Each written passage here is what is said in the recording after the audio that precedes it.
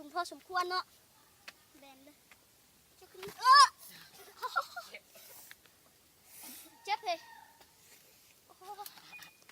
มึงอยากคลิปดีป่ะไม่มึงไป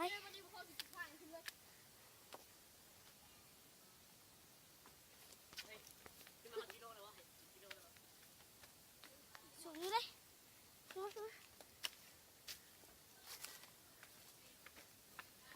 เฮ้ย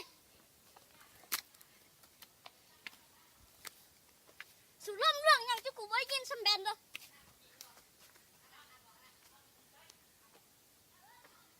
ไงแบนถ้าเดี๋ยวด้วยขึ้นอยากจ้าแบนเลยเยอะเกือบกดจับเลยตัวนี้คันเลยฮะตัวนี้กูกดจับคันพอหัวนะสูงเนาะโคตรเลยทางขึ้นอีกแล้วไป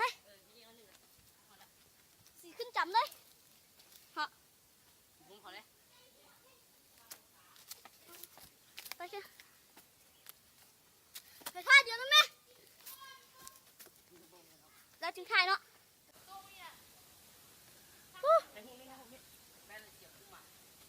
ขึ้นไปก่อนเลยนะกอกบ้านมึงบ่มีขึ้นได้ปะไปไหมขึ้นฮอตแล้วเนาะเขาเนาะฮอต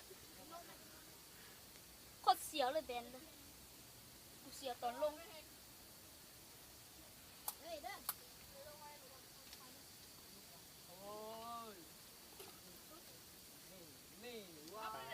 จอก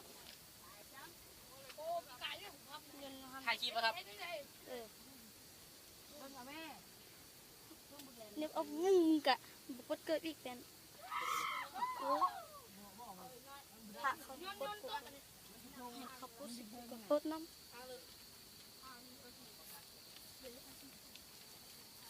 เดี๋ยวเจียมาดูเก็บไปบินขอโทษขออภัยเฮากะบุหูหยังเนาะเฮากะขอให้ลงแบบปลอดภัยทุกคนเด้อคันขึ้นเทิงผู้ใดสิซ้ำเด้อมึงอ่ะโอ้ยขึ้นเดินได้แห้งเห็นเพียงจัดพอรถของเด้อต้องมีสายเป็นโน้ตเด้อท็อปเด้อเบิ่งเลยผ่าผมอ้าวเกี่ยวกับหมาพ่อตัวนี้มาดิแม่โง่เลยนะเฮ้ยจับดูโทรศัพท์นะอย่าแล้วจึงถ่ายเดี๋ยวประกาศเลยเจ็บมากที่ปกติคือนำกระเป๋านี่เล่งง้อยนำกระเป๋านี่นะไม่ทำรอยเกียร์ใช่กันเองบ่ได้ง่ายเลยที่เรื่องพวกนี้บอกขึ้นได้ได้เลยโมเมนต์มันลงไม่ลงเลยที่วางขึ้นได้เฮ้ยว่าการเด็กเขาแบกไม้ขึ้นนี่โป้สงสัยเหนื่อยอ่ะมาอีกแม่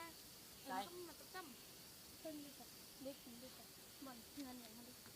ดำหัวพาสารที่10 ล้อมาแล้วนะครับ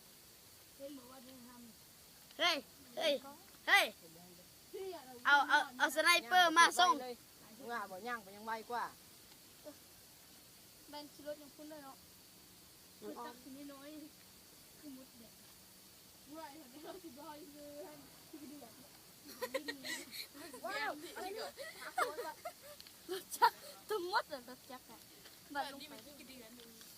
บัดลงไอ้เดินในที่เดียวเด้อไปแล้วเด้อมอเตอร์ไซค์คันนั้นน่ะเป็น6 ล้านน่ะเฮ้ยจะไล่ตาม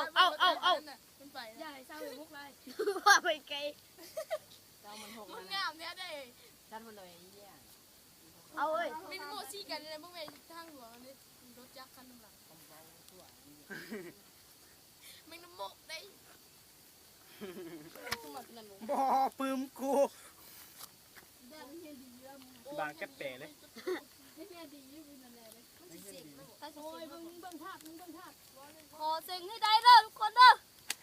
ตอน ต้องเซ็นเคลื่อนเห็นว่าเขาจุดคนตายรถเล่งเฮ้ย